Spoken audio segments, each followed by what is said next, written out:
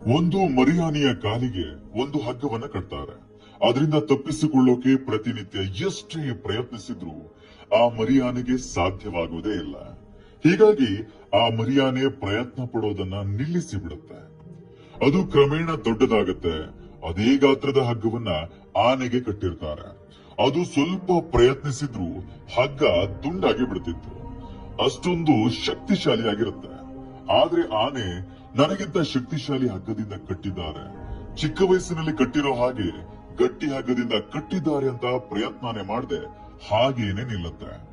ಈಗಲೂ ನಂಬಿರುತ್ತೆ ಕಟ್ಟಿರುವ ಹಗ್ಗ ನನಗಿಂತ ಗಟ್ಟಿಮುಟ್ಟಾಗಿದೆ ಅಂತ. ಇಲ್ಲಿ ಅದನ್ನ ತಡೆದು ನಿಲ್ಲಿಸ್ತಿರೋದು ಕೇವಲ ಹಗ್ಗವಲ್ಲ, ಅದರ ನಂಬಿಕೆ. ನನಗೆ ಇದರಿಂದ ತಪ್ಪಿಸಿಕೊಳ್ಳಲು ಸಾಧ್ಯವಾಗಲ್ಲ ಅಂತ. ಮನುಷ್ಯನು ಹಾಗೇನೆ ಕನಸಿನ ಬೆನ್ನತ್ತಿ ಸಾಗಿರ್ತಾನೆ. ತನ್ನ ಪ್ರಯತ್ನದಲ್ಲಿ ಎಡವಿದ ತಕ್ಷಣ ನನ್ನಿಂದ ಸಾಧ್ಯವೇ ಇಲ್ಲ ಅಂತ ಕೈ ಚೆಲ್ಲಿ ಕೂರ್ತಾನೆ. ಅದೇ ಸತತ ಪ್ರಯತ್ನವನ್ನ ಮಾಡಿದ್ರೆ ನಿಮ್ಮ ಗುರಿಯನ್ನ ತಲುಪುವುದಕ್ಕೆ ಸಾಧ್ಯವಾಗುತ್ತೆ. ಪ್ರಯತ್ನವನ್ನ ನಿಲ್ಲಿಸಬೇಡಿ.